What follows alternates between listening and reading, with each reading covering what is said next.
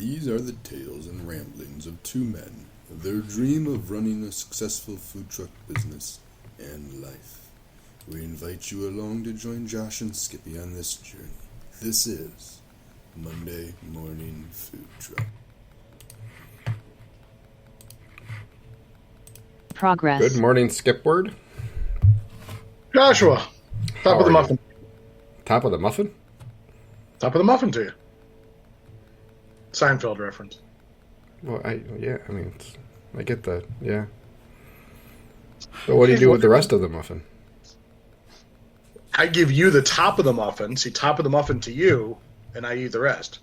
You don't like So the top? The top of the muffin is the best part of the muffin. It's the part around the bottom gets crispy. Actually, you know what? Back in the day, remember Bill Knapp's? Mm-hmm. Okay, they used to sell, and I think they still do, a box of cornbread tops, and they were just the top of the corn muffin. Okay. Those were so good. Just throw those in the toaster, throw some butter on them. Oh, ah. Anyway, sorry. How's it going? Doing good? Yes, we are. Yes. It's a beautiful day in Michigan today, folks. How much snow do you got on the ground? We have none. We're raining at the moment. Oh. Yeah, I have snow on the ground. Well, Meanwhile, fun while it lasted. in the subdivision behind me, the landscapers are still out trying to put mulch down. So, Good for them. Yeah. Good for them. Yep. Yeah, it was. Summer was nice for a week. Our summer preview. It is still This April. was fake. This is definitely fake summer preview, as you say. Yeah, it was. It's mid-April. We're not supposed to be 80 degrees. So Well, El Nino said different. that we are supposed to be in 80 degrees right now. That's what the weather that he gave us, or she gave us. El Nino. El is Nino. It's a guy. It's a guy. Why are you Totally. assigning gender to Nino?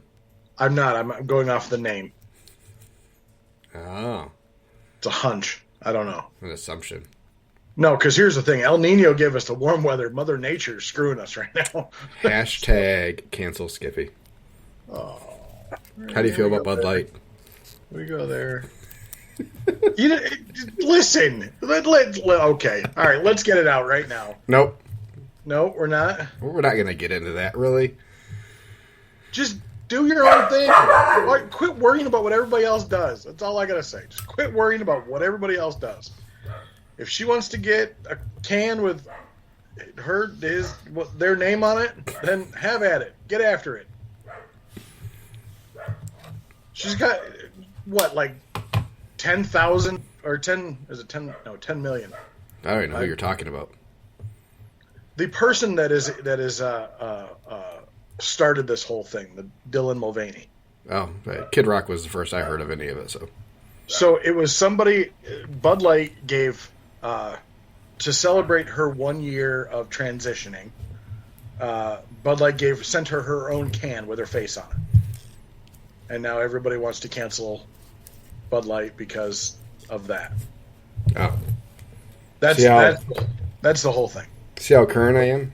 I know things. But this person has millions of followers, so who is anybody else to tell her what she can and can't do? You don't want to drink Bud Light because of that? Great. You know what? Coors has had a 20-year Pride Festival for the last 20 years, and they've been the presenting sponsor in Denver, Colorado. So I guess you don't want like Coors either. Jack Daniels is doing something with drag queens. I guess you don't want like Jack either. Every major beer sponsor is going to go after every major demographic they can. So y'all get over it. Anyway, hi. You don't need millions of followers in order for your opinion to matter. I'll just throw that True. out there. Oh, absolutely. But yeah, you said I'm she not has saying her- millions of followers, so why should anybody tell her what to do? It doesn't matter. No, nobody should be able to tell anybody else what to do. Thank you. Just want to make it clear that you weren't intentionally being. I didn't Oh no, want to I'm be saying that she perceived must be doing something right to have that type of following. Is kind of where I was going with that. I don't know. I've seen lots of weird fucking places. But But Skippy's views are his own and does not speak for the show or the Sweet Rex and Smoking Butts barbecue food truck.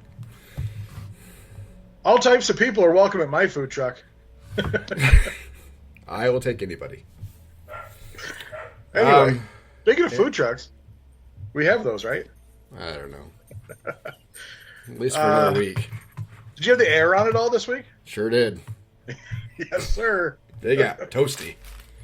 It was real toasty. It's supposed to be a warm transition or a slow transition into warmer air for, so our bodies can acclimate. So when you go from furnace to air conditioner in 2 days span, it got to, I think, let's see, I saw 94 on the thermostat on the air conditioner as the air temperature when we turned it on the second day, on Friday. But, or Saturday, one of the 2 days. Yeah, it was warm. And it doesn't take long for those big tin boxes to warm up. Yeah. Especially with all the heat that we're adding by turning things on. Yeah. So, it was, air conditioner was on Friday and Saturday. And then the heater was on last night. I had the air conditioning on pretty much all week. Yeah. We suffered for a couple days. And it was even felt warm in there yesterday. It was only a high of 64 yesterday, I think. But it was warm in there. But we left it off. How was your week? It was nice weather. Sun came out. Did the people come out? Gord, this past week, to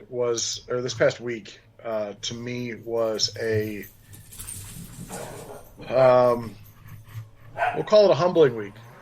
Grateful, humble. We started my daughter had surgery on Monday. Didn't realize it was just an endoscopy. So luckily everything came back fine. Good. Those things only last like 3 minutes. Like they knock you out, they stick a tube down your throat, take a couple pictures, and then you're back. It was like literally 5 minutes she was gone out of the room. And of course I got a picture of her waking up from the propofol nap or a video, and she just starts talking and then goes to sleep and then just starts talking again and goes to sleep. It's hilarious. We visited 2 neighborhoods from last year that invited us back this year for multiple dates. Everybody came out. It was great. Our spot in our fair city of Brooklyn is, lack of better words, heating up. We were supposed to,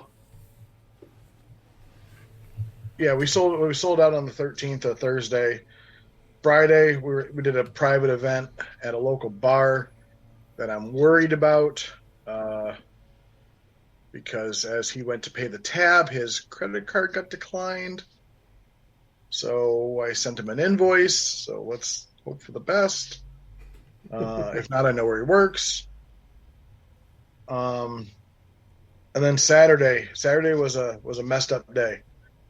We post our schedule every Monday and we tag every business or wherever that we're going so everybody knows where the business is. And they always reciprocate the tag on the day or day before you're supposed to arrive. And I noticed this local brewery did not do that. So on Thursday night, of course, I go look at their schedule and they booked a different truck. So I reached out to her and I said, "Hey, I have you on our schedule for tomorrow. What's going on?" I get a text. "Oops, I overlooked this. I'm sorry." And I'm like, "Oh, well."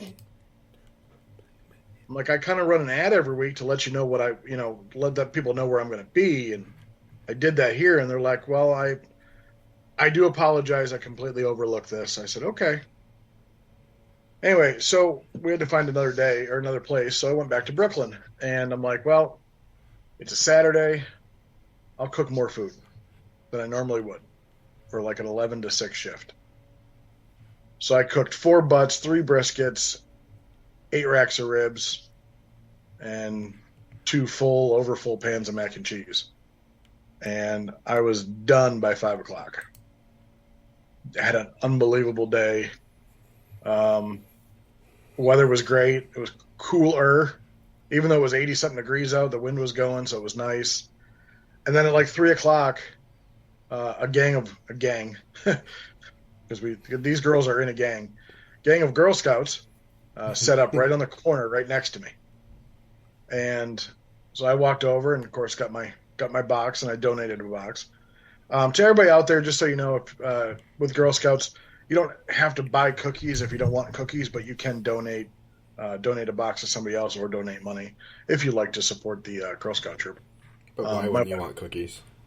Well, my wife tells me I can't have cookies, but she was also a Girl Scout troop leader for a while, so a little special place in my heart for those girls. Anyway, so I was looking at it, and I went over, bought a cookie. She's like, we're trying to bring you more business. I'm like, I've been here since 11. You got here at 3. She's like, I said, well, I'm trying to bring you more business. And then I realized. Well, you know what? You didn't sell out till they got there, though. I didn't sell out until the rain started either. So anyway, so then I finally realized like it was a trap, because people go around me, and they couldn't go around me because the Girl Scouts were there parked. So they had to like back up. But they would come for them, get a box of cookies and stop at me and get a sandwich and go. I'm like, ooh, dinner and dessert. That's right. See, it worked. So it was like a freaking trap, and I thought it was the coolest thing in the world. Did you let the Girl Scouts know where and when you'll be everywhere else? I did not. Ish.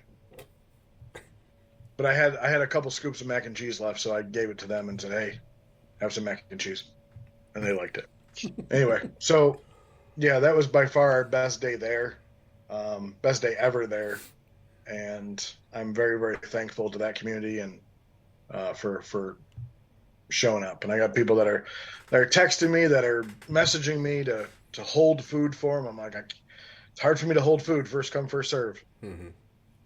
You can pre-order ribs if you want, but just the fact that I've been making my own rub for ribs and pork, and people are loving it. So very, very, very, very grateful to these people. A lot of regulars. Good. It's going to be on the township fire. It's going to be on the township fire department's good side. Because they come every time I'm there. They always come sit up for lunch. Awesome. That's good. So it was a good week. It was a great week. Very, very. It was a, barring the invoice that I still have not got paid yet. It was a great week. Was this your best week of the year? Thus far? Yeah, I think so. Pretty nice. Pretty close. If not, yeah, pretty close. Yeah, pretty close. Thank you, Rain Man. Yeah. Trying to think. I mean, it's pretty close. Yeah. I have a goal this year of what I want to make in sales, and last year I really didn't start until middle of May full time, and this time I started, beginning of March, and just to see the same people come back is always having regulars, having groupies. Sold my first 2 pieces of merch this week. I sold a hat and I sold a shirt. Nice. So that was cool. It's just cool. Like, to me, it's just cool. I used to just giving shirts away. Now I want to sell them. What is your sales goal for the year, if you don't mind? 250. Nice. What were you last year? 190. Nice. That is solid growth. Most people would be thrilled with that kind of growth. I'm hoping so. Being a one-man show, it makes me feel even better. But hire some people, will you? What's that? Hire some people. I don't want to. I love doing. So let's go into your week, and then I got something I want to chat about. And you said we have great topics. I want to talk about great topics. So this is a good topic. Go ahead. What's your week? How'd we do? Let's see. Let's go back. You told me you didn't have to have any painful conversations, so that was good. No. So let's see. Tuesday was pretty slow for us. We were still on the transition into the good weather of the week. but it was still nice out. It was gorgeous out. Lunch was a little bit slower than we thought it would be. Dinner was the slowest dinner we had all week, but it was better than lunch. I don't know if it was just a little bit of a spring break hangover for people that were traveling and coming back. That they were behind in work and stuff, and so they stayed at the office or wherever to get caught up on emails and stuff. That's what I'm going to go with. But Wednesday started a 3-day in a row sellout streak for us. So Wednesday, Thursday, Friday were all sellouts. Saturday was absolutely gorgeous. I love Brew Merchant. I love what they're doing. I love the outdoor patio that they are in the middle of renovating. I think it'll be a great weekday dinner location. Okay. So, we get enough. Saturday it wasn't the best. It was fine, and we're there from 3 to 8, which is typically a dinner type service for us, or 4 to 8. So had we been there for just if for 4 hours, it wasn't awful. As a perspective of building it and getting people there, and it being 80 degrees on a Saturday for the first time, and people doing yard work and stuff like that. We've talked about that before, where we get these first really nice Saturdays and we're dead. Like Everybody's going to be out. Yeah, everybody's out doing yard stuff, trying to get stuff done, or golfing, or they're out doing. I think that's where I was lucky, because I set up at a farm and fleet, so people could come get all the crap. Well, and that was part of our reasoning behind Menards. Because people are going to be in getting lawn stuff and plants and stuff, and Menards just had us in an awful spot in the parking lot. But anyways, doing those sales on a Wednesday evening is a much better fit for us. So we're there this Saturday. We'll see what happens this Saturday, but after this Saturday, I think the majority of ours are during the week with them, and I think that'll be a better fit. We did like $800, I think, which I can handle for a dinner service if we have a decent lunch. So, it's we're just learning the new location. We're feeling it out and getting through it. So, speaking of new locations, how's Michigan Works? Is Michigan Works working? Yeah, it's a parking lot. They're not open, and they're literally 10 feet away from where we were set up before. So, but it's working. Yeah, I think it's a better spot. We have better visibility coming down M37, actually. So, before we had a bunch of trees on both sides of us, kind of blocking sight lines on the road. So, we've had new people coming to us that hadn't been there before. So, and the only reasoning that I can think of is location. So, and they can see us a little bit easier. So, we sold out those 3 days, and then Saturday we did not, and then sold out again on Sunday, which really surprised both Chris and I. So we had cooked a little bit lighter because the forecast, even on Saturday, was supposed to be rain and thunderstorms all day long, the entire day. That's what we got. We got rain started probably around 4:30ish. Sunday. Oh, sorry. Yeah. We had rain all day Sunday. Yeah. Sorry, it was like 12 noon's about when it started. So I woke up and it was drizzly out, still pretty warm. I mean, it was 60, I think, when I woke up. And then it's cleared out. Like, we had a beautiful sunrise. The picture I had of the rainbow was from yesterday morning. Like, it was gorgeous out in the morning. And it kind of stayed that way until about 12:30. Like, we had moments of just like a little bit of rain here and there and some wind, but yeah, we got hit hard from 11 to there was a moment where I thought we were going to be done by 12:30. Like, it was that busy, and people just buying 2 pounds of brisket at a time. Yeah. So we cooked a smidge lighter, like one less pork butt lighter. Yeah. But we had a guy buy 3 racks of ribs, and we had, I think, 4 orders that were $100 or more. Yeah, that's to me. To me, that's humbling.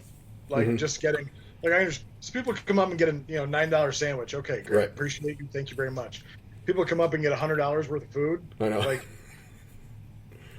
first of all, and then they leave you like a $20 tip, and you're like, dude, that's way too much. Like I sometimes I tell people like that's way too much, man. Yeah. And they're like, no, good, grab it. Yeah, mine's usually. Are you sure?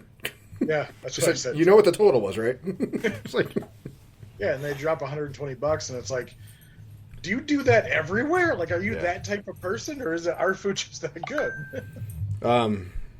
yeah, we had one guy in Newego tell us he stopped back. He comes all the time, but he says I still have a hard time believing that the best food I can get in this area comes off a food truck. So, and he comes every week. So, That's awesome. Those things are always nice to hear. So yeah, we did four sellouts in 5 days.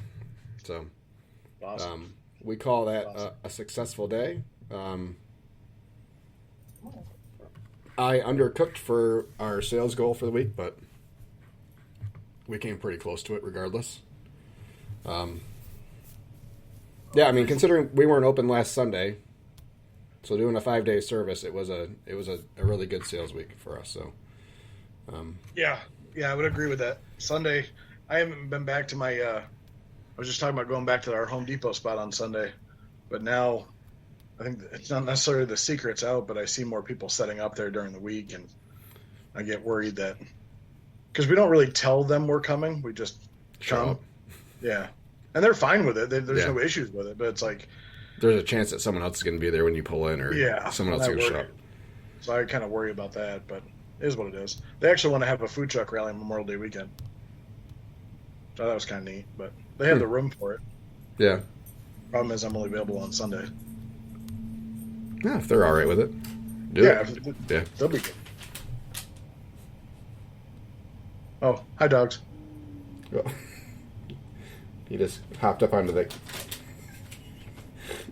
couch in the office, and there's some artwork and stuff. There's like a little gap between pillows and artwork that he's trying to find a spot to lay down in. And he's looking at me very disappointed. Oh, Hold on, let me clear some room for him real quick. oh boy.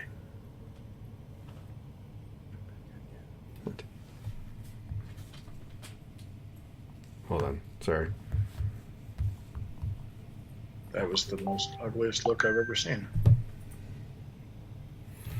Just There's a like, goat.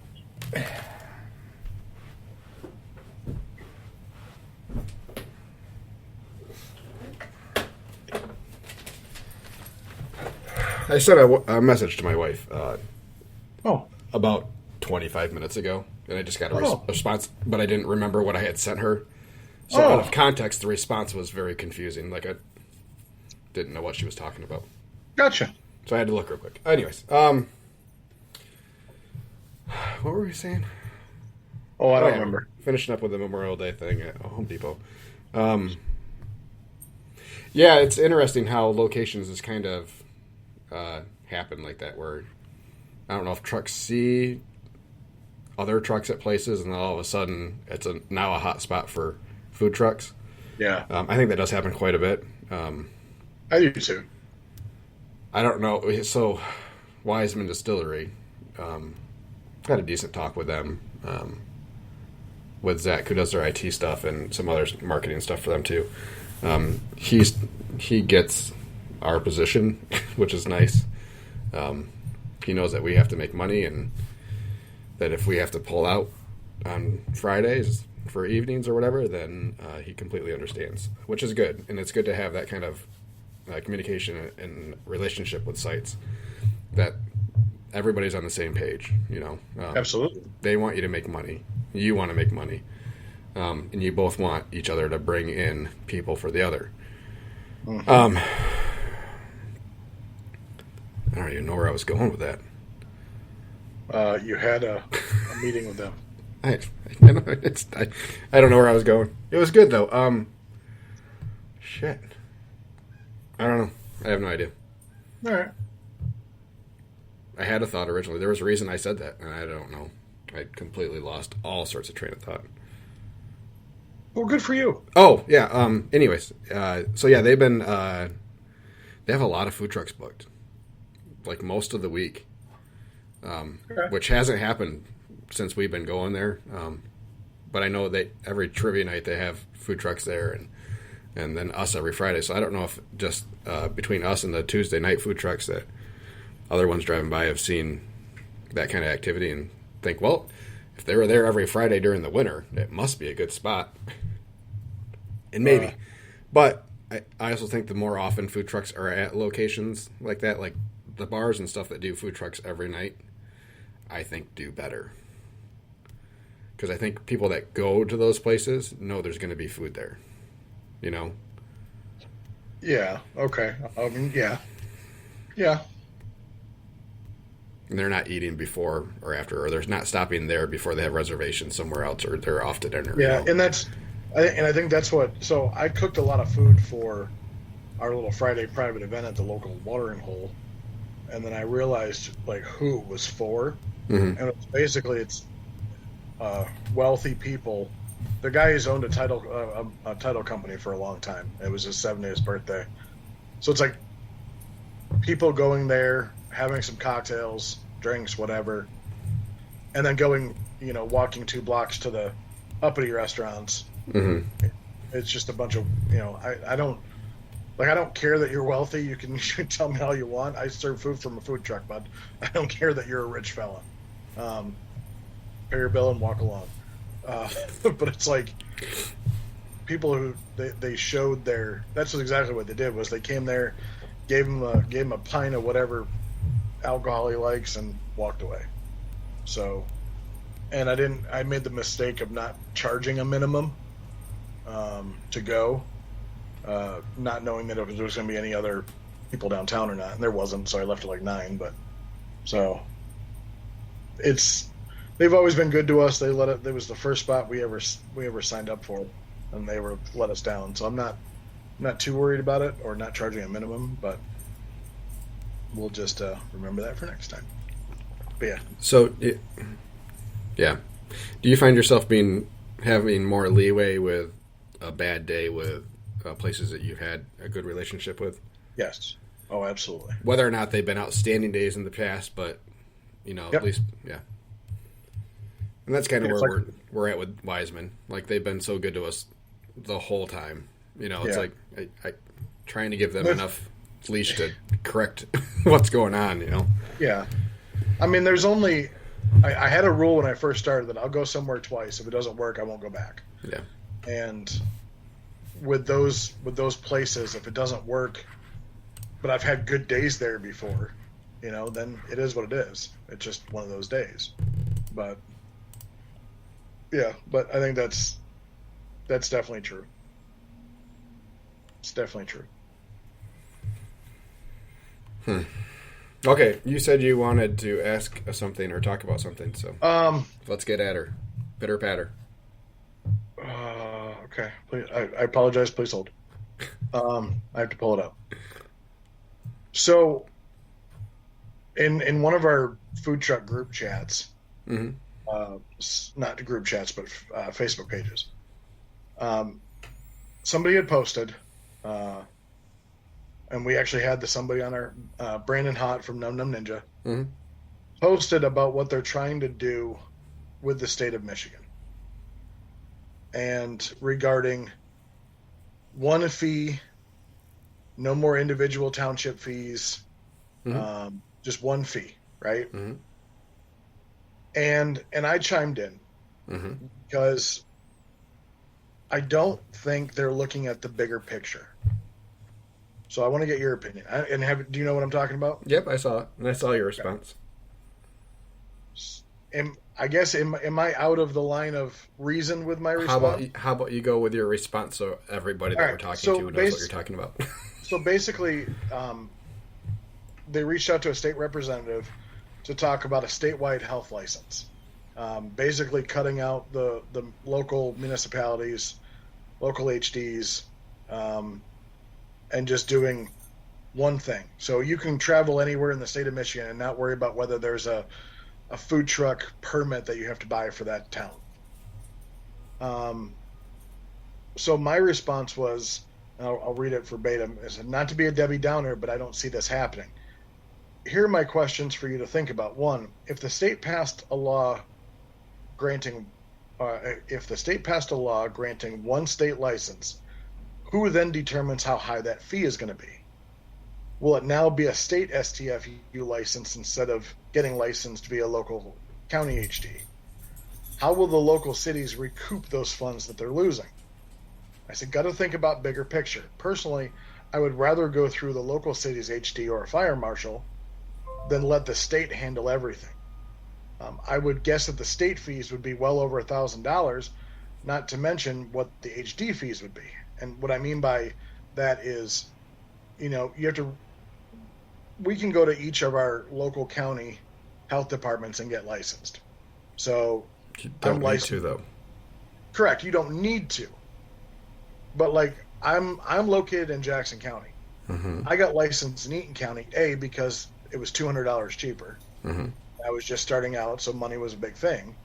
But also regulations were not as stingy or not as stringent. Like Wayne County is the worst. They make you have a whole bunch of different things that is very hard for new food trucks to do if you don't already have the funding in place. So if you had to get licensed through the actual state, so if you had to go to Lansing to MDARD and get licensed, because that's I think where some people go, I think for small trucks that are just starting out, it's a hefty pill to swallow. I don't think that's what they're trying to do. I don't think they're trying to abolish county health departments. So he referenced a law in Georgia because they passed this law in Georgia. And Okay. I went and looked at that law in Georgia. And it's one fee Okay. and covers everything that we do here, including HD, including local town permits, whatever the case may be. Okay. I'm worried that if the state gets involved and just takes over everything, that it's going to get way too political and it's going to get way too. I'm thinking the fees are going to be way too high. Let's put it that way. I'd pay $3,000 a year. But In you a don't heartbeat. You don't In a pay $3,000. heartbeat.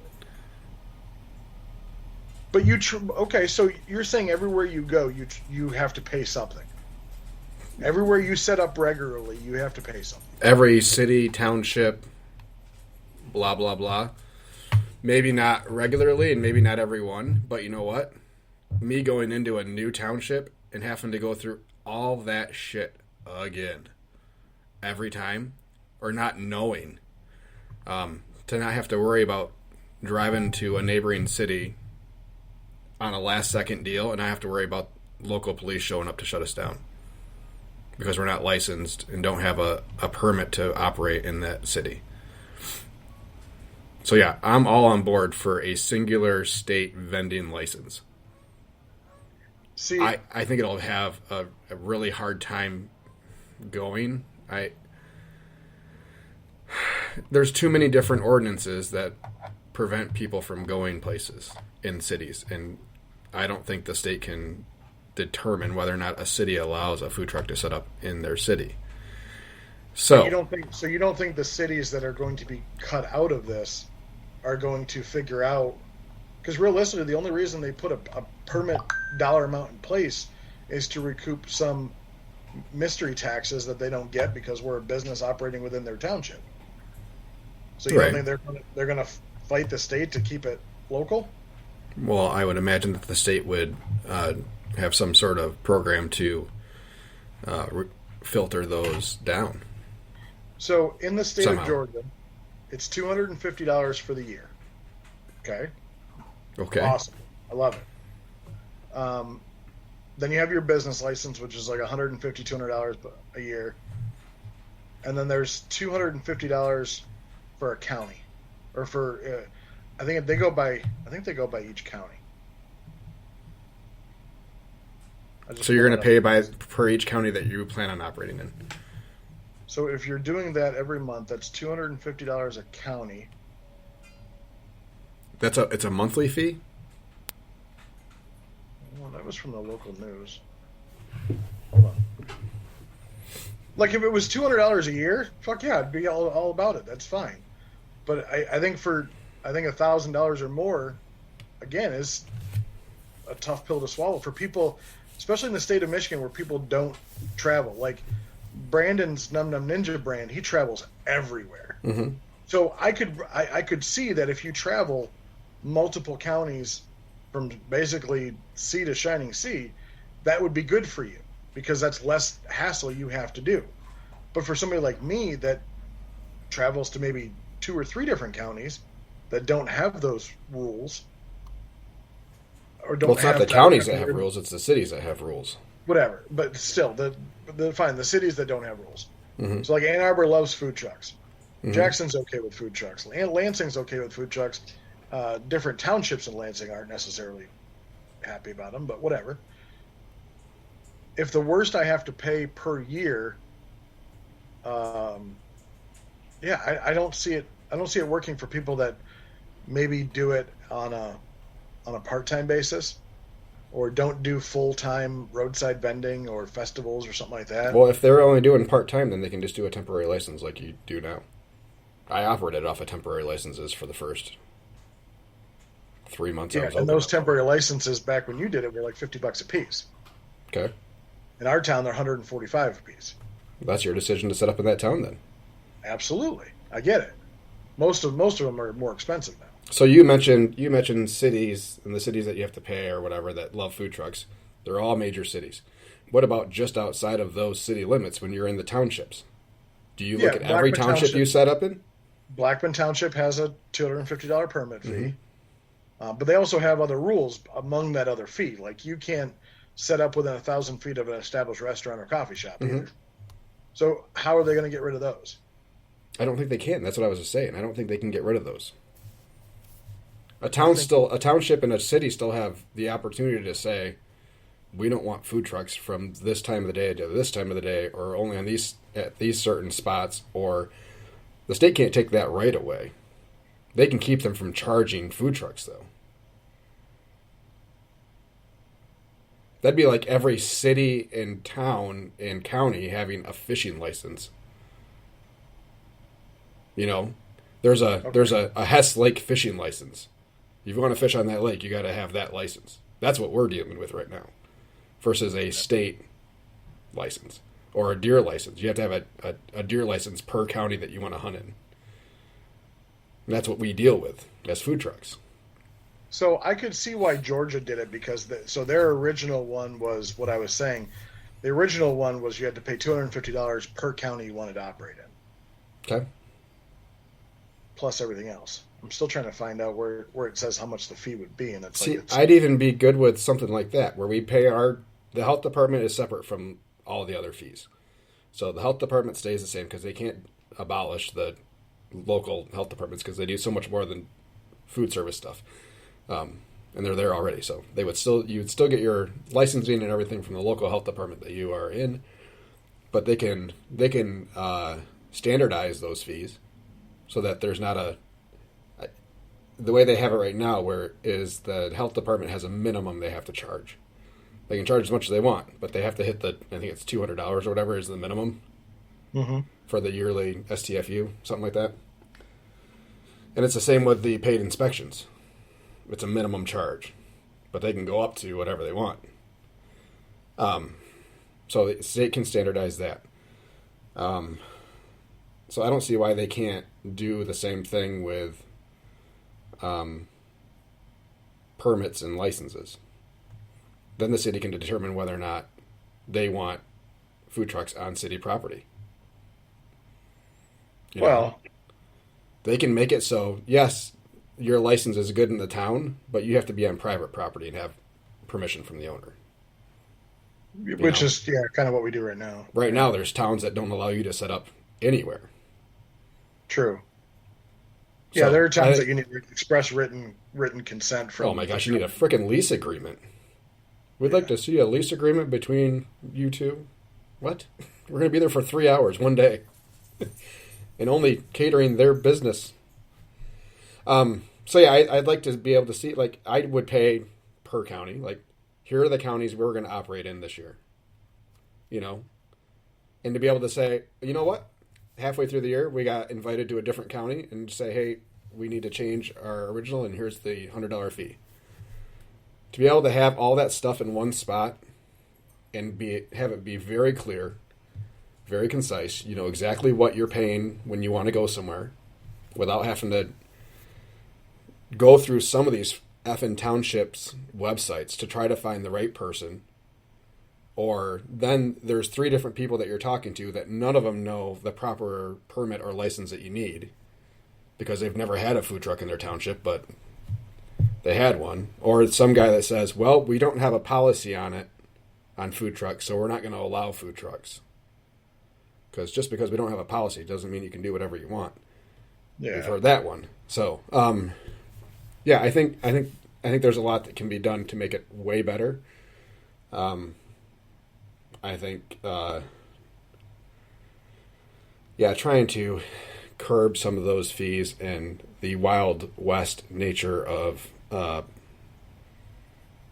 policy is a good way to go. I think it's going to be a hard thing to do, but I think it's worth it.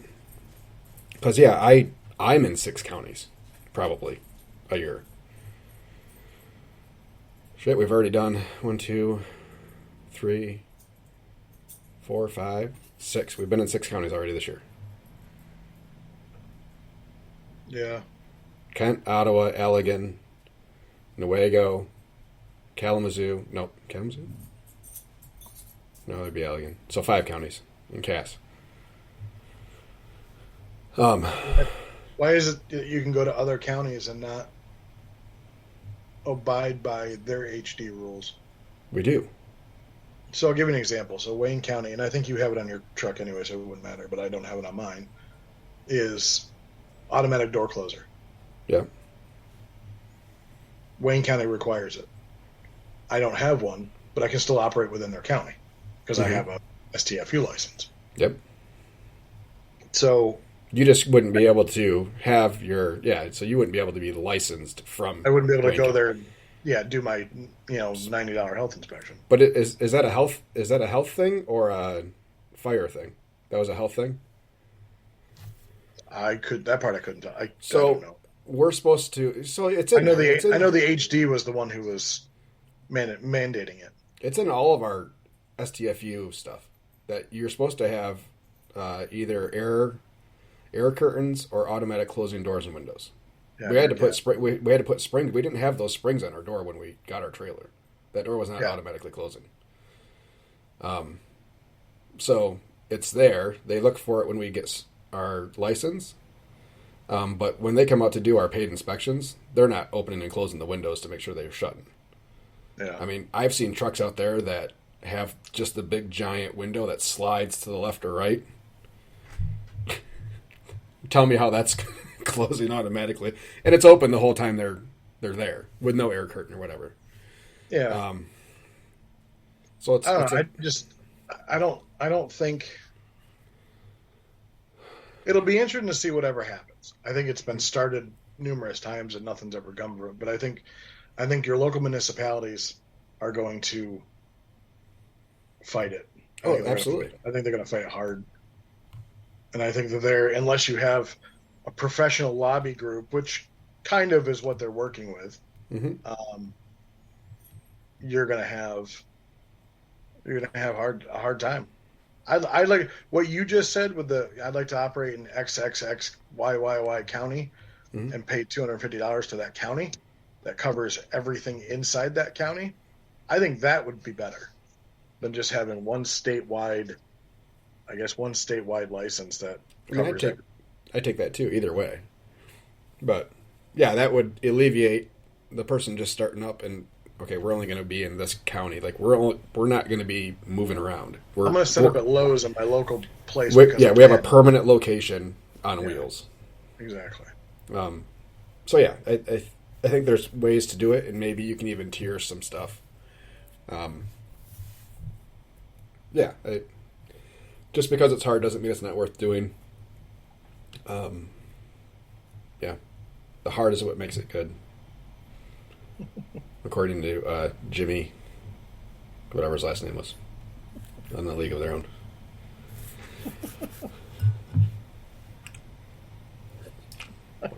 Okay. What's so funny? Nothing. What other topics do we have? Well, then I gotta find I lost my shit.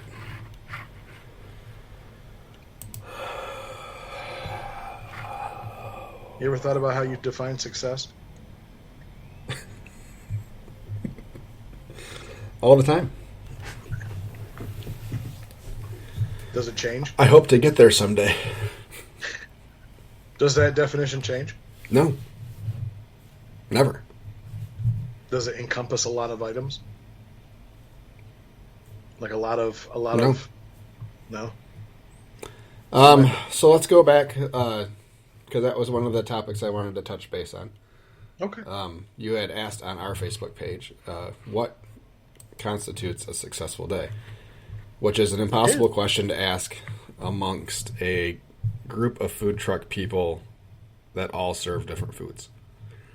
Because there's trucks out there that if they do $500 in sales, it's a good day for them. Oh, absolutely. I know one. He's made $800. He's happier than a pig in shit. I get that. I'm just asking what their successful day is, not right. like not comparing. Like if Bubba tells me his is Bubba is $2,600 a day, and you got Ray's Ding Dongs is $500 a day. Okay, great. They should be equal. That's what I'm saying. Well, yeah. Did you say you apologize? Mm-hmm. Oh. You said it was impossible, so I'm apologizing for the Well, it's without context. So somebody that's not a food truck operator that just loves listening to us for whatever reason, sees someone says a great day is $500, and then somebody else says, we're not going to leave the driveway unless we're going to make $4,000. Yeah. And then you're looking at those like, well, how can those be so different? Is the $4,000 guy just being greedy? And is the $500 guy just humble? Or is it that the $500 guy's got $50 worth of food or whatever on his trailer and he's going to make $450, and the $4,000 guy's got $2,000 worth of food, So the margins are vastly different depending on the truck. I think a better metric, not sales, but is customer counts. And even that can be a little weird because you have people buying food for multiple people sometimes. Yeah. But based on... So ticket number or amount of tickets sold? Yep. And then, I have in my head what a really good day is based on transaction numbers. And then I know that transaction range is a good day based on our average check. And that average check hasn't really moved much since we opened. It's pretty much been there. It's gone up a little bit every year. This year we're up like 15% on our average check, which is crazy. But I'll take it. For us, it's 60 to 70 people is a really good day for us. Yeah, I would. I mean, when I go out, if I do an all day thing, I'm 50 tickets is where I want to be. Yeah, because 50 tickets for me is well over $1,000. Yeah, and so for us, 60 to 70, we're going to be between 18 and 2,000 for the day. Yeah. With where your average is. Yeah. So great. Yeah, and so we do more than that, and it's a really great day. We do less than that, and you play the averages. So. We'd really like to get to the 60 to 70 people average. We'll get there this year. It's been hard for the weather this year has been not very food truck friendly so far. So, but we'll get there. We're back in the 70s on Thursday this week. Yeah, I saw that. And then 50 again on Friday. So, go team! Yay! Yay, team! Between, I finally got over my little bit of head cold just in time for everything to pop in the last 3 days here. So now I have allergies. And now with the constant flux in temperatures and moisture, I should have another head cold by the end of the week. So looking forward to that. I swear I'm not contagious. You want you want to delve into definitions of success? I imagine you asked for a reason. No, I was just another post that I just saw in that same group that I think we all had. They all have one thing. Hold on, let me pull it back up here. Deep question. What's your definition of success? Oftentimes we view this as money, but there are many ways to look at it. So my response, and we have a couple listeners in this group as well, and I might read those too. But my response is, success is that feeling that makes you almost tear up after reading a good review, or when somebody comes back just to tell you your food is awesome. Success is being able to pay the bills when once upon a time that was tough. Success is having regulars that come back time after time after time. Every day I hook up the barbecue trailer to roll out, saying that in my best Optimus Prime voice. I go out to be successful. So to me, success is it's almost like I guess it's a byproduct of a lot of different things combined. So like one of our top fans, Twisted Street, Nick Lodato, success to me is not how much money we make. Money comes and goes, but the value of life doing your own thing and making something out of it is so much more than working for someone else. The ability to schedule your time the way you want to and make money for your family and others show how you want to do is success I'm grateful for. Which, yeah, that's a good success thing too. So what's your definition? Sorry. Got teared up.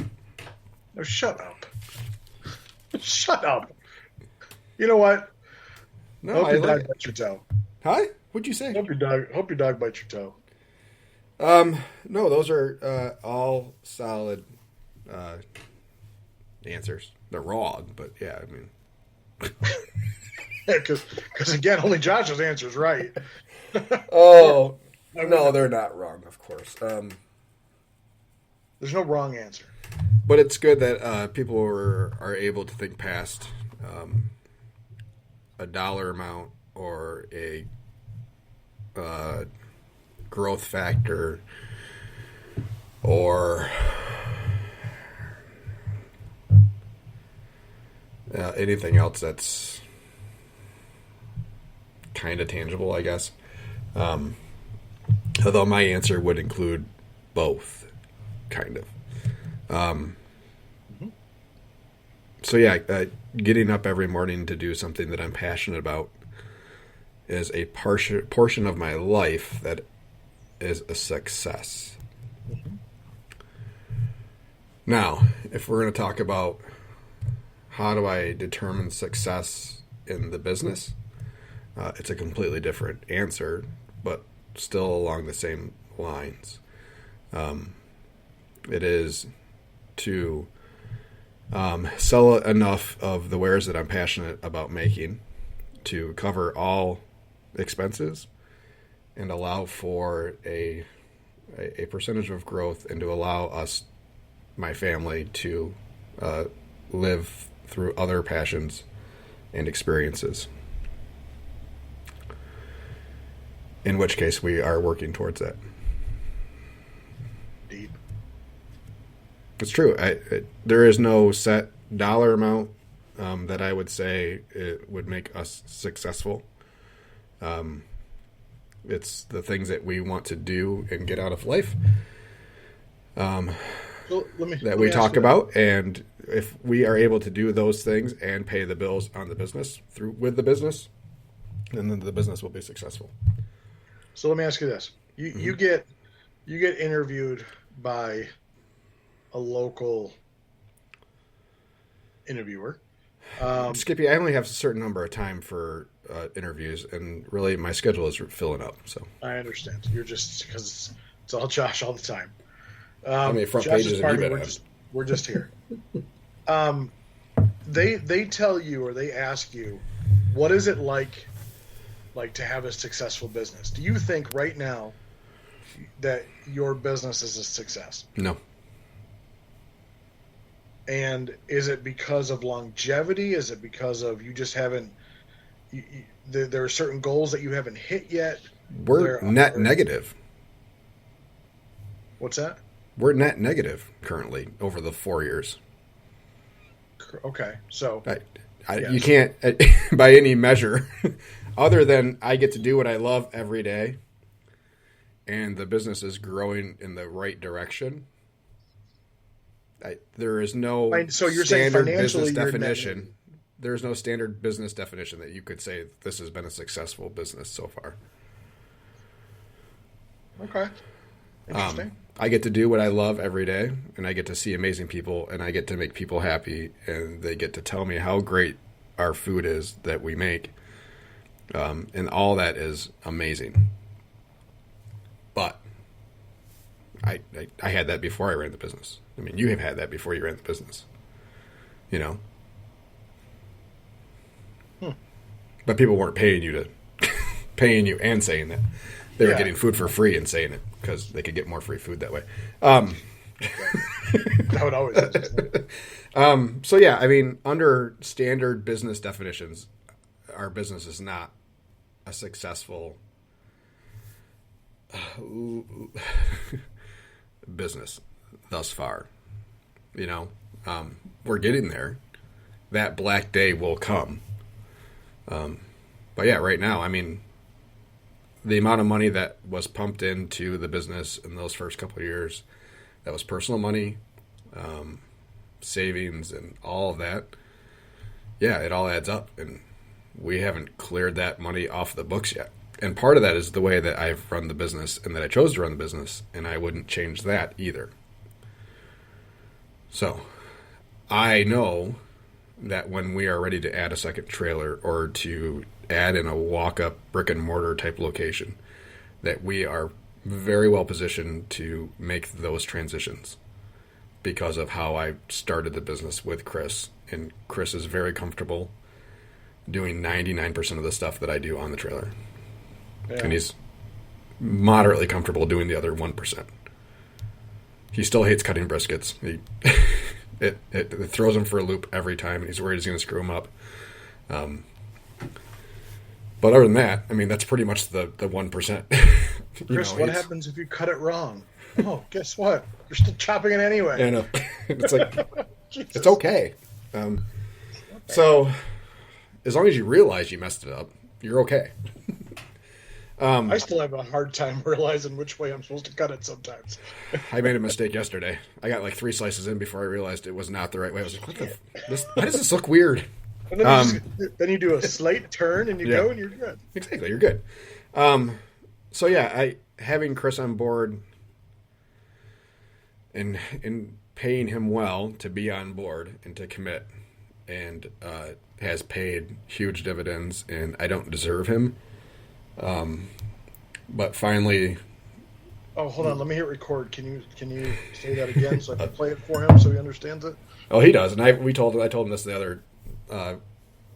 On the day we had some issues with an employee, I told him that was the first time really that he has taken ownership of running the trailer, to where he made the call for the business, for the best of the business, whether or not it made it easier for him to continue working.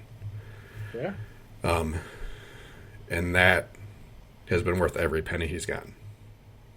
So, even when it's meant that I'm not getting paid, he's getting paid, and that's he'll always he comes first, and all my other employees will always come first, which makes it harder for me on the back end right now. But in the next couple of years, as we project and plan for growth, it'll be the best thing for everybody involved. So, yes. Chris wants to not be on the trailer too at some point, and I can't wait until that day happens. because then I'm not doing anything. So once I can get Chris off the trailer, I'm free and clear, and the business is running, and then he has somebody that is ready to take his spot at some point. Just think, you could be president and CEO. Chris could be COO. Pam could be CFO, because we know Pam loves banking. I don't think Pam wants that. Yeah. I'm 99% sure. What she wants and what she gets are two different things. Yeah, that's right. Pam would be happy with a pay cut and to do her 3 days, 3 hours a day for the next 30 years. So she doesn't know that yet.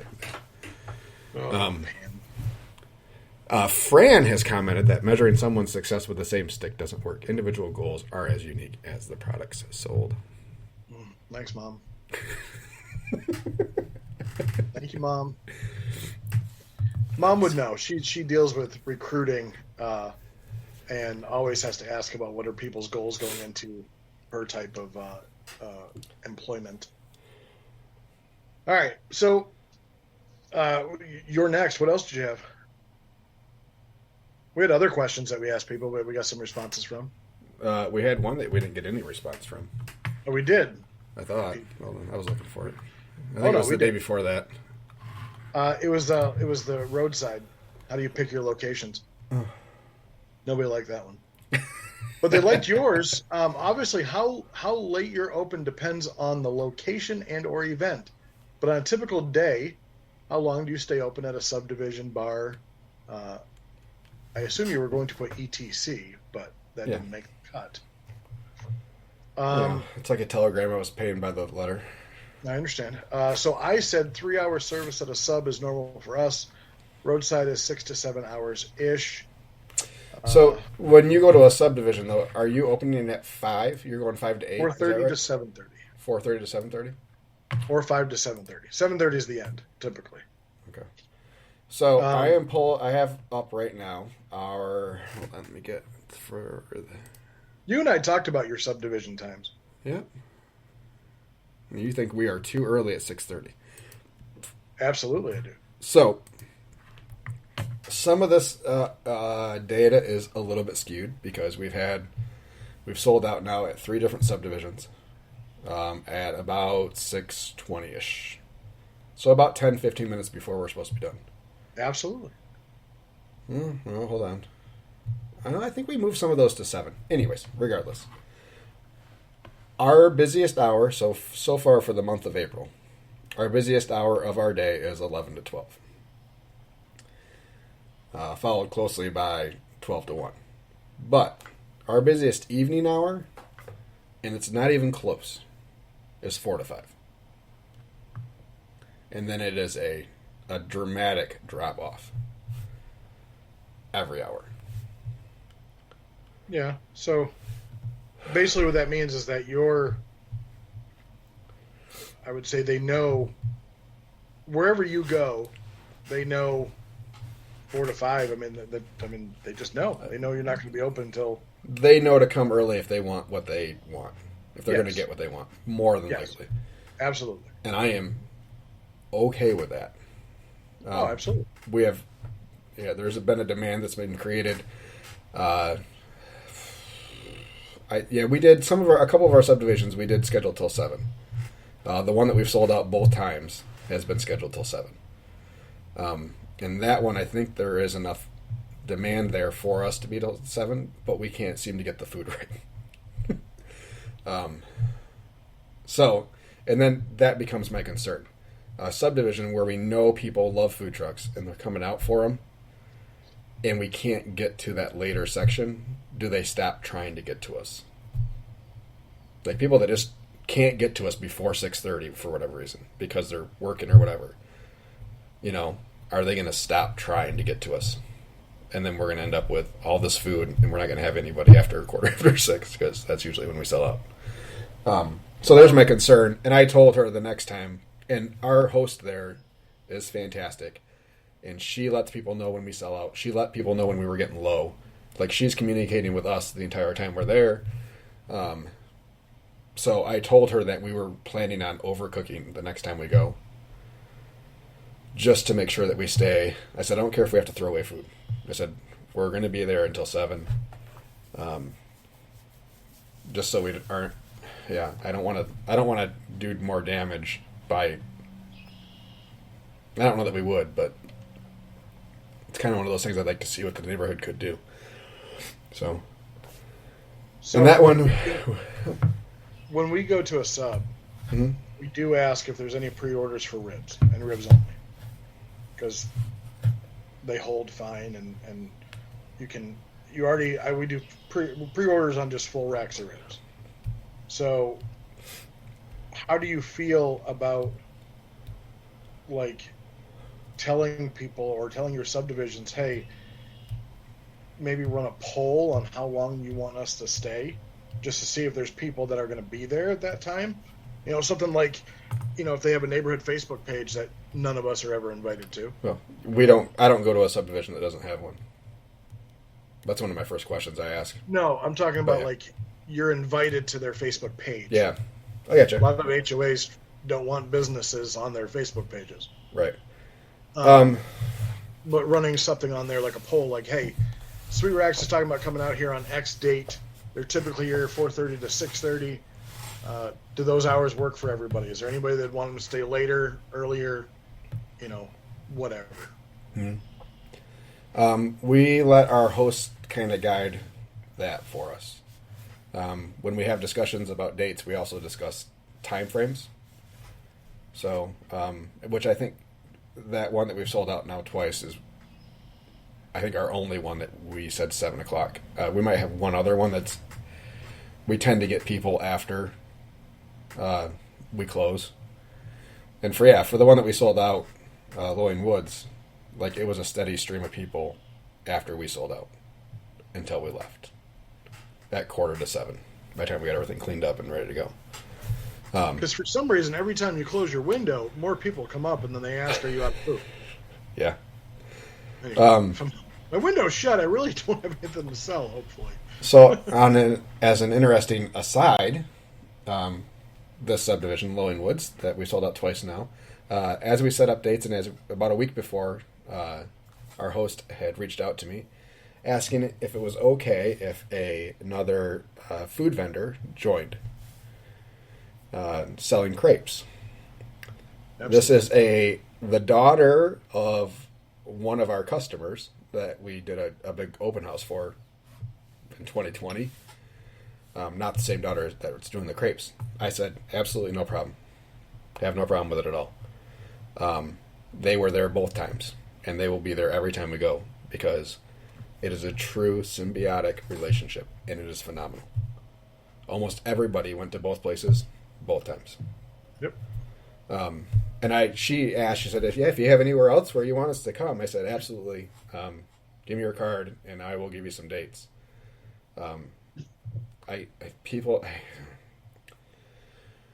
Please stop being afraid of non-competing food vendors.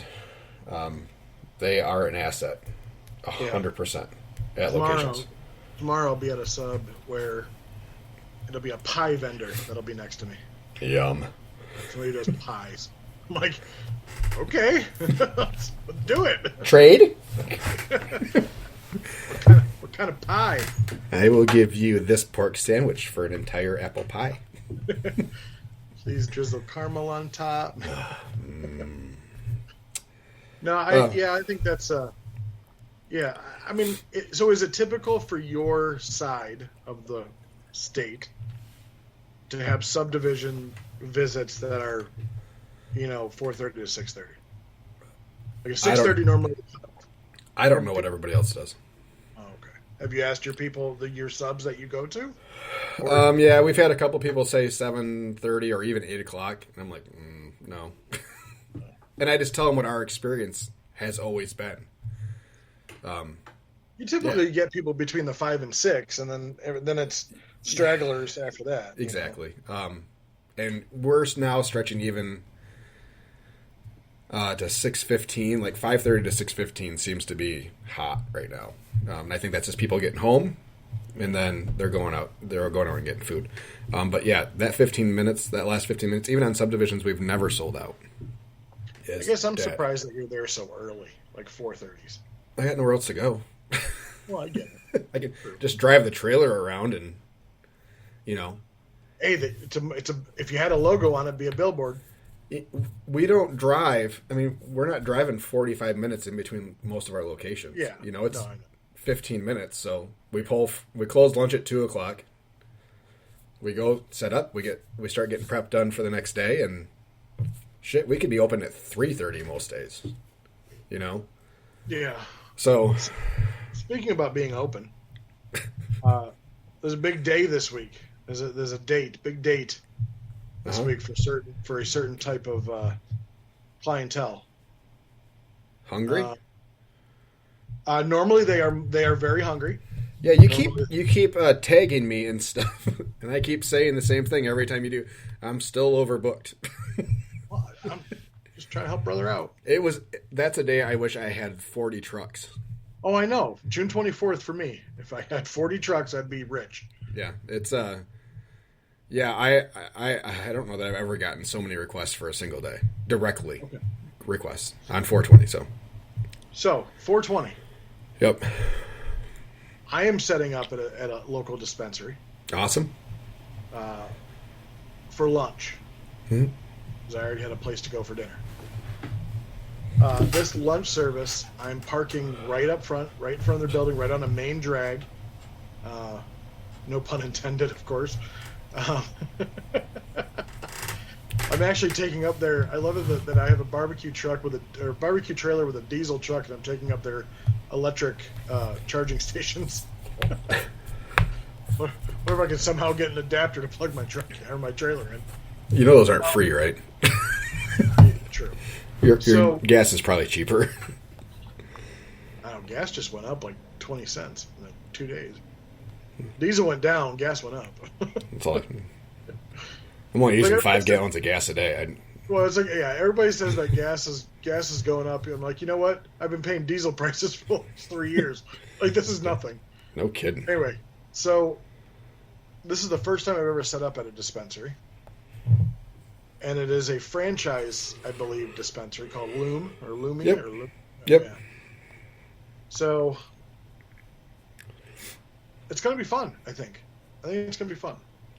So, but you are not set up at a dispensary, are you? We were supposed to for dinner. And then back to licensing and everything. They were going to pay for our city license for the city of Cedar Springs. They've done this every year they've been open. Had food trucks on their lot for 420 and for other events. When they went to go turn in the application for us, the city said they needed to get permission from McDonald's, Burger King, Wendy's, and Little Caesars that are all in the area. Oh. Yes. So the shift manager at McDonald's said no, and he didn't try further than that. So,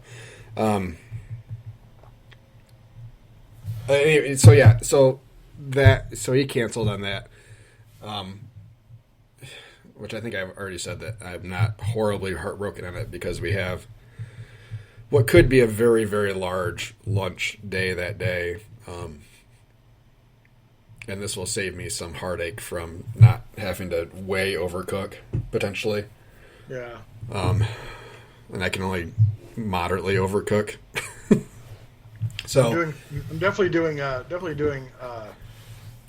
those type of foods we're bringing back our nachos this week that we ripped off from another barbecue truck. Who? Daddy Pizza or something? Got smoke? Some sweet rack. Sweet rack guy. Sweet butts, yeah. Sweet butts smoking racks, yeah. I've heard of them. You do put more stuff on it than I do. And you're more about value. But so we're gonna do that, and I'm worried about it, but yeah. Anyway, but you're closed for a private event for Farmers Insurance. Yeah. So, what's that? Catering a lunch for them? Ish. A lot of issues in your world. There is. So they have a campus. It's I think 3 or 4 buildings. pre-pandemic, 2,500 people work on the campus. They had 2 cafeterias. Neither of those cafeterias are reopening. They have not demanded people come back to the office, but they have been trying to coax people back to the office. On a good day, they have 400 people out of 2,500. Are we hoping that it's going to be a good day? So previous years they have done a company paid event where they get people to come in. Okay. Those are about 500 people's worth, and they've been doing 2 trucks. So those are guaranteed paydays. This year they're doing one of those. Plus they're doing this. They're inviting people in, and it's employee pay, which is what 420 is. So, yeah. So it's one of those that, yes, we could see 200 people. We could see nobody. So, okay. Question then. Fine. Question then. Yeah.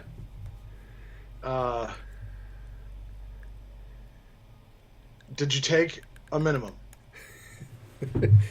Yeah, a minimum of the amount that we got guaranteed a spot for their company paid one and future events. So you finagled / worked out a deal where, okay, I'll come out for this event as long as you promise to book me for future events that our company paid. We're going to be at the top of the list for their company paid ones. And do we know that they have company paid events? Yeah. I'm doing one next month. So is this in the lawyer world? Would this be considered pro bono? Only if no one shows up. Okay, so second question. Yeah. How much are you cooking for this? I don't know. I have no idea. Okay then. But again, I think we're overbooked and then trying to go and do dinner service after that was giving me a lot of anxiety. So them canceling on that was kind of a relief, kind of a bummer. So how long are you going to be there for? 3 hours, I think. 2 hours. I think it's 11 to 1 or something like that. So you're not doing anything afterwards? Nope. So if you have food left over, you're going home? Yeah. Interesting.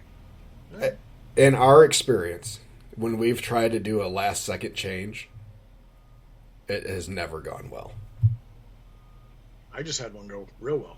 Well, I know, but we've never had one go well. For whatever reason. Hold on a second. Please hold. I don't know. I will hold on a second and please hold. No. Hold on. So we're going to go back to the hold on a second. All right, yeah. I just got rid of the please hold. You have 10,000 Facebook followers. Uh-huh. You're telling me that if you made a change on that day to go set up at a Home Depot parking lot or whatever the case may be, mm-hmm. it would not turn out to be a decent day? Not likely. When's the last time you tried? Last year. And keep in mind, I don't have those locations in my back pocket anymore. I don't have the Home Depots, the Farm and Fleets. We don't set up at them anymore. Almost all our dinner services are subdivisions. All of our day services are, so us just rolling into a business isn't going to work. And we don't do those in the evenings anyways because they usually don't work out. So we can't roll into a known entity right now, a subdivision, and just set up and sell. So by doing, so let me ask you this. By not having those places in your quote-unquote back pocket, mm-hmm. have you backed yourself into a corner when you have stuff like this, that there's a potential to have an excess amount of food? Yes. Absolutely. And that's the calculated risk of any day. You know, you have what could be a big event. I mean, it happened to us with the arts and crafts show that we did down in Allegan. That was a short day for us. We didn't schedule anything in the afternoon. We also had a catering that we dropped off, but we had plenty of room on the smoker to make more food, you know? Yeah. We're going to take it as a short day, and hopefully it's a good day. You know? And give a little bit of extra rest to everybody else, to Chris and I at least. So, yeah, I will cook for 200 people. I will have 200 portions of protein on board. And we'll go from there. Which isn't a ton, if you think about it. No, I get it's not a ton, but it's still... That is an acceptable loss to me. I mean, 50 pounds of cooked meat is... I mean, yeah, I don't want to throw it all away, and I don't think I will. No, I don't think there's any shot in hell we throw it all away. No, I think you're going to have people... Yeah. I don't know. It would... Let me do the math real quick. 20. So we'll have at least 50 pounds. It would hurt like right here to throw away potential to throw away that much meat. Well, we've all done it before though, and it does hurt. Yeah, but it hurts every single freaking time. But I'm not going in thinking no one's going to show up. No, I'm not saying that. I guess it's. You run that risk every time you pull out of your driveway that no one's going to show up that day for whatever reason. And you do. You absolutely run that risk. Are you charging Home Depot a minimum? No. Why not? Because they're allowing me to set up in their parking lot. That's my risk, and I get it. And everything that I go out to do is my risk, no matter what it is. I guess I'm surprised. I'm surprised that you have that many followers that you don't think that you could make a change or announce a new location or saying, "Hey, we have extra food. We're going to be here until it's sold out or until 6 or whatever." Because I know how the algorithm works and how many people of those 10,000 people aren't going to see that post. No. 1,000 people aren't going to see that post. No, probably 30 people are going to see that post. I get it. Mm-hmm. But I think there's... So 30 people see that post. How many of them are in the area that we are set up in? Did you know? Oh, I think you did know because I think we talked about it. But if you join Facebook groups that are in certain locations and you do @everyone, it tags everybody in your post. Yeah, and I hate it when people do it. I understand it. I get it. I'm not saying do it every freaking time you do something. But I'm saying that if you're announcing a new location, that's one way to get more people to possibly come. Because everybody's going to be tagged in that post, and they're at least going to see it.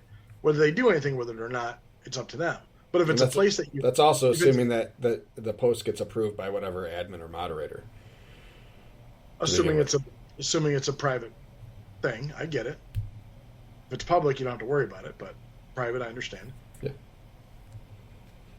I'm that's the only thing that just flabbergasts me is that you and if it works out for you, awesome. Like great. Like I'd love to go home early. You kidding me? And that's fine. But it's like how many half days do you work? Last year I worked pretty much every day was a half day. Okay. This year I'm doing it's probably 50-50. Okay, so I do one and it's the end of the world. No, it's not, because the half days that I choose to do are only for like a normal lunch service. Okay. That I'm already at risk no matter what. I'm not getting paid minimums or anything of that nature. Actually, just like it's the other way around. I was getting paid minimums, or it was a company catering or something like that. Those were the only lunch services I did last year. This year, I'm branching out doing more because I'm seeing the same people come for lunch every time. Right. It's very hard for me to go anywhere else than where I'm going right now for lunch because it's been so successful. I'm just baffled by it. You have that many followers. Yeah, and I understand how people work and how other things work, and I'm not going to spam people once. I'm not going to do it because it annoys the hell out of me when I get those notifications. I'm like, sure. Why is Maestro Knives tagging me in a frickin' post? Oh, I know. I get it. It's annoying, and I don't want to be annoying. But But yeah, it's nice to have a half day every once in a while. Absolutely. So we occasionally schedule ourselves for when we expect it to be a very busy day. Mm-hmm. That's all we're going to do. Because Absolutely. we should exceed the goal sale for the day. Yep. And the fact that it's a private event was our decision. We were able to promote that event. I want to feed their people versus ours, and I have full confidence in their ability to get 400 people there. I want you to feed. I want you to sell out. Okay. I want you to sell out. I hope you do. I look forward to checking in with you on Thursday at 2 o'clock. My man. I can't wait. We're there with a pizza truck. Oh, so now you threw out there's another truck there too. I told you that. No. Yes, I did. No, you only said there was. I never mentioned. This is the first time you mentioned a pizza truck. Well, a pizza truck, but I said there was another truck there. They have 2 trucks at all their events. No, you didn't. I wouldn't have done it for... No, I wouldn't have served 400 people off our truck in 2 hours. No fucking way. Yeah, they have 2 trucks for all their events. Oh, boy. Oh, boy, what? Yeah, I can't wait till... Oh, there was something we have to... one of our top fans asked you a question. Or didn't ask you a question, but commented on what happened to you this week. So you got to tell him what happened. I don't... What are you talking about? You had an episode with mashed potatoes. Good Lord. There is no episode. But it's what you said. There was something in transit. Yeah, so there was an incident. That's all it was. It's not like there was this big, massive mashed potato explosion where we open the doors of the smoker and it's just all mashed potato everywhere. Everybody blew it way. I can't believe that thing got as many comments as it did. So we can call this mashed potato gate because you're not answering the question. I will answer the question. It's so anticlimactic that it's ridiculous. Oh, and come on. The amount of times we've had to tell it is come up with a climactic ending then. So I had these mashed potatoes. So we travel with them on the smoker. That's all. And there are beans on the smoker as well, and our ribs are wrapped and on the smoker as we're traveling. Okay? The only rule is with anything that's not covered in transit needs to be on the top shelf so things don't drip into it. Sure. That's all. They were not put on the top shelf. Okay. So there was baked beans and rib juice in the mashed potatoes. Oh, that'd been so tasty. That'd been so tasty. I understand, but that's not the product that... I understand what you're going for. When you posted that, that's the first thing that somebody, that people thought of was, oh my God, you opened something and mashed potatoes just covered you. I know. We answered those questions all week long. So what happened with the mashed potatoes on Tuesday? I'm like, nothing. Because some other stuff got in them. Our friend Michael Gard said, note to self, listen to Monday's podcast. Speaking of Michael, he came down to see us at Midwest on Thursday. Oh. Well, it came up. He lives in Indiana. Yep, South Bend area. Did not recognize him when he came up, and I'm sorry, Michael. Not enough context around that whole situation. But he said he had to come up and get the most talked about item on the podcast. So. Loaded mac and cheese. Sure did. Yep. Loved every bite of it, I bet. He did. He asked if we had ever weighed it, and we did mention it on the podcast, I think. It weighs about 1.5 pounds. So. And he said he ate the whole thing. He was planning on saving some of it for dinner, and it was gone before he got home. So. Good for him. Boy. Good for him. Thanks for listening, and thanks for coming up, and glad you enjoyed your meal. Yes. Michael Gard, Sweet Cleaver, is that right? Sweet Cleaver, yeah. Sweet Cleaver, thank you. See, and I probably could have, and that's how my brain works with all the barbecue people, unless I interact with them a lot. I don't remember the names, I remember the team name with the face. He doesn't care, basically, so that's fine. He doesn't care to remember you. Now, don't say that about Michael. Michael cares a lot. He came all the way up to see me. Michael's going to come find me. I'm only like another hour away. Yeah, it's a piece of cake drive on his lunch. He works for the government. He can go anywhere he wants to. Cushy government jobs. Anyway. All right, everybody, that's our show. It's 11:30. Thank you for tuning in. This has been Bert and Skippy with the Monday Morning Food Truck. It's Bert and Skippy? Oh, fuck. Bert Yes. and Josh and Skippy. The I'll Skippy, skip you all the time. Bert, Skippy, Josh show. Keep those service windows open and the food going out. Thank you, everybody. Have a great week. We will talk to you again the same time next week. Same food truck channel, same food truck time. Peace out, buddy.